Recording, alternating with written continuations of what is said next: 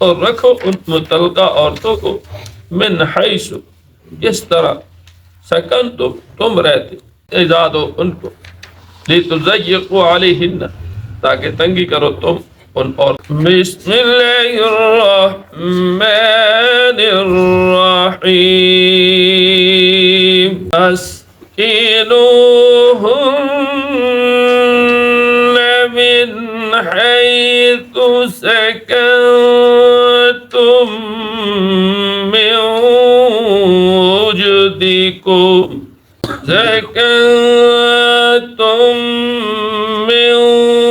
وجدکم ولا تضاروهن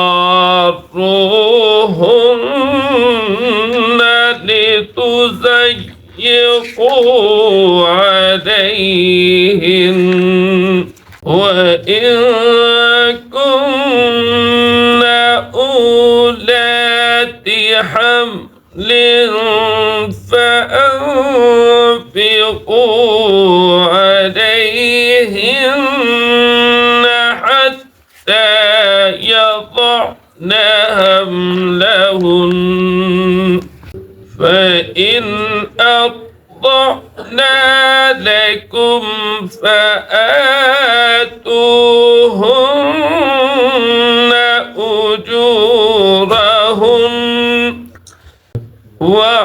واعتمروا بينكم بمعروف،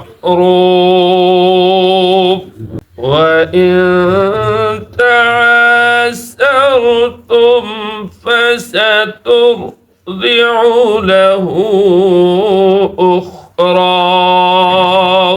اسکنوہن اور رکھو ان متعلقہ عورتوں کو من حیث اس طرح سکنتم تم رہتے، میں وجدکم اپنی وسعت طاقت کے مطابق، ولا تضاروہن اور مت ایذا دو ان کو، لتضيقوا علیہن تاکہ تنگی کرو تم ان عورتوں پر، وإن كن أولات حمل اور اگر وہ عورتیں حمل والی ہیں، فأنفقوا علیہن بس خرچ کرو ان پر، حتی یضعن حملہن حتیٰ کہ وہ وضع حمل ہو جائے یعنی بچہ جن جائے، فإن أرضعن لكم بس اگر وہ دودھ پلائے تمہارے خاطر، فآتوہن أجورہن بس دو ان کو ان کی مزدوری ان کا اجر، وَاعْتَمِرُوا اور موافقت رکھو بینکم آپس میں بمعروف اچھی طریقے سے، وَإِن تَعَاسَرْتُمْ اور اگر تم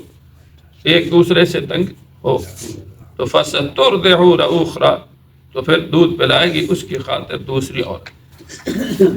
کل کے سبق میں آپ حضرات نے پڑھا کہ جو آدمی تقوی اختیار کرتا ہے، ایک تو اللہ تبارک و تعالیٰ اس کے گناہ کو مٹا دیتا، وَيُعْظِمْ لَهُ أَجْرًا اور اللہ تبارک و تعالیٰ اس کو بہت زیادہ اجر عطا فرماتا۔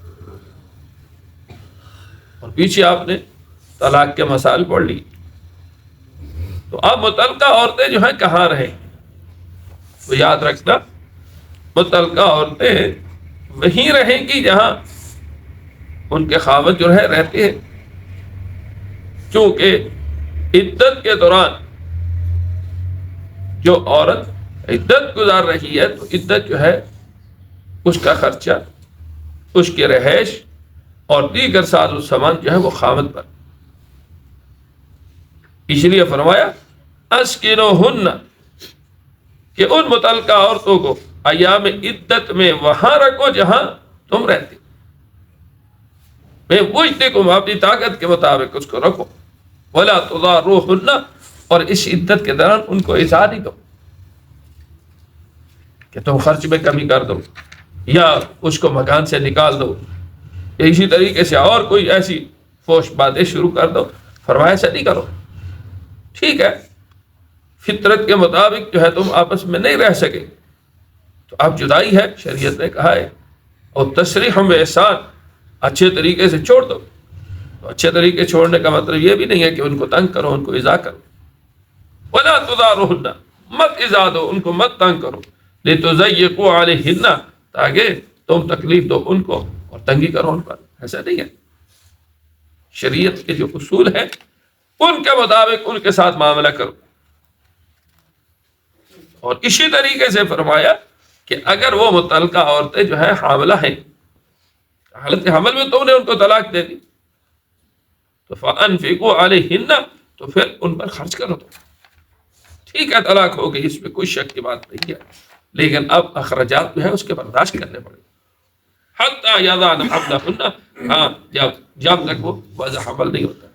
تو ظاہر ہے کہ جب وضع حمل ہو جائے گا عدت بھی پوری ہو جائے گی اور ساتھ ساتھ خرچہ بھی ختم ہو جائے گا. اور اسی طریقے سے اگر تمہارے سے ان کی اولاد ہے اور بچہ پیدا ہو گیا تو اب اس کی دودھ پلانا ہے تو ماں نے ہی پلانا ہے، لیکن ہے وہ متعلقہ. تو اب شریعت نے یہ کہا ہے کہ پہلے آپ کے گھر میں تھی، وہ آپ کی بیوی تھی، وہ اس کا بچہ آپ کا بیٹا تھا. اب آپ نے کیونکہ اس کو طلاق دے دی ہے تو طلاق کے دوران اب وہ دودھ جو پلائے گی تو اس کو اجرت دینی پڑے گی. اس لیے فرمایا فَإِنْ أَرْضَعْنَ لَكُمْ، کہ اگر وہ دودھ پلائے تمہاری خاطر تو فَآتُوهُنَّ أُجُورَهُنَّ، تو پھر تم ان کو مزدوری دو، پھر ان کو اجرت دو. جس طرح اجنبی عورت دودھ پلاتی ہے تو اس کو اجرت دی جاتی ہے، اس طرح اس کو بھی دو. اور صرف یہ نہیں، فرمایا وَأْتَمِرُوا بَيْنَكُمْ بِمَعْرُوفٍ، آپس میں جو ہے وہ موافقت رکھو، آپس میں جو ہے وہ معاملات ٹھیک رکھو. یہ نہیں ہے کہ ایک دوسرے کے ایذا دینے کے درمیان، جس طرح کہ آج کل معاشرہ ہے کہ جب تک دونوں خاندان کی بنتے رہے اور جب اختلاف ہو گیا تو پھر اب شرعی طور پر کیا غیر شرعی کام شروع کر ان کو تنگ کرنا شروع کر دیا. عورت والے خاوند کے خاندان کو تنگ کر رہے ہوتے ہیں اور خاوند والے عورت کے خاندان کو تنگ کر رہے ہوتے ہیں. ہم موافقت تو ہے ہی نہیں.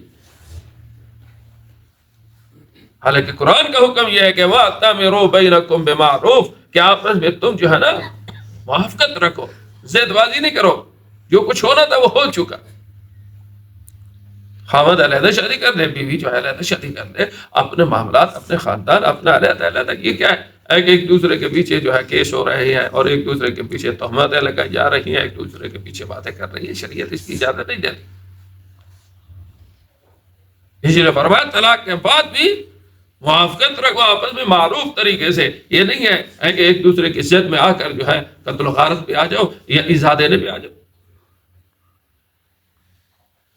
اور اگر دودھ پلانے میں بھی تنگی ہے، مثال کے طور پر عورت کہتی ہے کہ میں اس کو دودھ نہیں پلا دوں، یا خاوند جو ہے وہ کہتا ہے کہ میں اس کو خرچہ نہیں دیتا، تو پھر اب شریعت کیا کہتی ہے؟ قرآن کیا کہتا ہے؟ قرآن یہ کہتا ہے کہ اس بچے کی پرورش کے لیے، اس کی تربیت کے لیے، اس کی رضاعت کے لیے، اس کو دودھ پلانے کے لیے دوسری مرضیہ، دوسری دودھ پلانے والی رکھو. اسی لیے فرمایا وَإِذْ تَعَاثَرْتُمْ، کہ اگر تم ایک دوسرے کے ساتھ تنگی کر رہے ہو تو پھر کیا ہے فَسَتُرْضِعُ لَهُ أُخْرَىٰ، بس دودھ پلائے گی اس کی خاطر دوسری عورت پلائے گی. اب یہاں شریعت نے یہ اصول بیان کیے کب؟ جب طلاق ہو جاتی. طلاق سے پہلے تو نہیں ہے، طلاق کے پہلے تو اتفاق سے سارا کچھ ہو رہا ہے، لیکن اب دونوں میں اختلاف ہو گیا، میاں کا بھی اختلاف، بیوی کا بھی اختلاف. اب بچے کیا کریں گے؟ بچے کے لیے وہی معاملات جو ہے شریعت نے بیان کر دیا، قرآن بیان کر دیا جو ان دونوں خاندان کے لیے بھلائی ہے. اگر ماں دودھ پلاتی ہے تو بالکل اس کو چاہیے کہ وہ اجرت لیتی رہے اور دودھ پلا لے. اور اگر وہ اس میں بھی تنگ ہے کہ خاوند کی وجہ سے کوئی پریشانی ہے یا اس کا دودھ نہیں آ رہا یا اس کے اخراجات میں جو ہے کمی ہو رہی ہے، تو فرمایا فَسَتُرْضِعُ لَهُ أُخْرَىٰ، اس کے لیے دوسری مرضعہ یعنی دودھ پلانے والی رکھو تاکہ بچے کی نشو و نما جو ہے وہ صحیح طریقے سے ہو سکے. الحمدللہ والصلاة والسلام على حبیبہ الکریم وعلى آلہ وصحبہ. اللہم صلی اللہ ومولانا محمد عبدك ورسولك. اللهم اغفر للمؤمنين، اللهم انا نسألك والمعافاة الدائمة في الدنيا والآخرة، وفقنا مسلما وحسنا. اللهم انا نعوذ بك من الحزن والبد الدين وقهر الرجال